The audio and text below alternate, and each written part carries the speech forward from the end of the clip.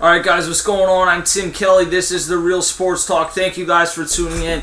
And throughout the last season, I originally anticipated that I was going to be talking about the Sixers a little bit more once they acquired Andrew Bynum, and that never really happened because Bynum never played a second for the Sixers. He has degenerative knees, and good luck to whatever team ends up taking a chance on him because it's probably going to be about a $100 million chance. But have fun with Andrew Bynum.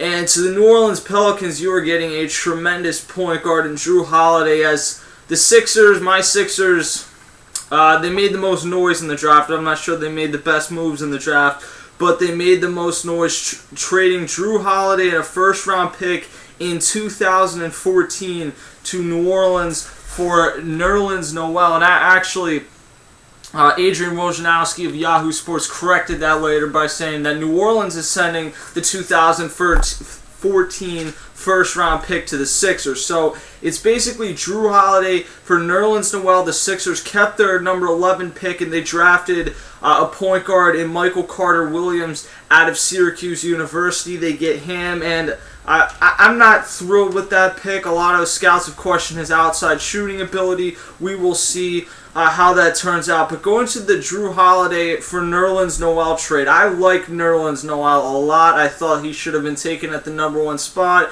And reportedly, because of concerns about his health and his knee, teams passed up on him. We talked about potentially the Cleveland Cavaliers taking him, maybe the Phoenix Suns, and they all passed up on him because of knee concerns. And the Sixers, who just spent a year with knee concerns about Jrue Holiday, I was hoping that they'd trade up and take him because I felt like you still have Jrue Holiday, surround him with some good young talent. And when I heard that the Sixers had traded for Nerlens Noel, I was extremely excited. Obviously, he was drafted by the Pelicans, which, by the way, is one of the most ridiculous names of a sports team that I've ever heard.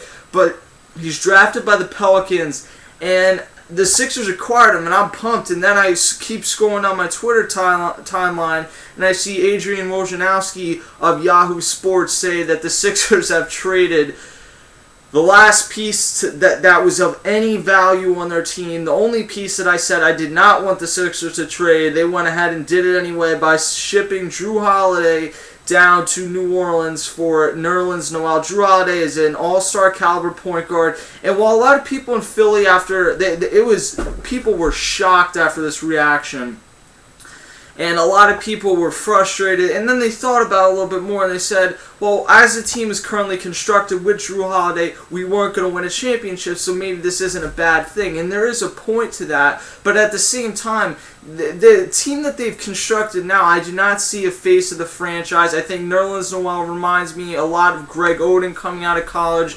not because of the injury. I think Greg Oden had a lot more injury problems, but he's a very good defensive player who is extremely raw on the offensive side, and I like him a lot. I like the defensive big man, but just I don't know what they're going to do next season. They are going to be competing with the Phoenix Suns to be the worst team in the NBA because Nerlens Noel is out till Christmas probably, and then Michael Carter-Williams is a raw guy that needs work on his jump shot. So it's a lot to soak in. The Sixers, I wanted to see them. I know a lot of, and like I said, getting back to my point about people saying that, well, they weren't going to win with Jrue Holiday, but it would have been a lot nicer to have Jrue Holiday and Nerlens Noel than Michael Carter-Williams and Nerlens Noel. I would have felt a lot more comfortable with that. And I know that the Sixers now have a ridiculous amount of cap space. They're not going after LeBron. I wish, but they're not going after LeBron next summer.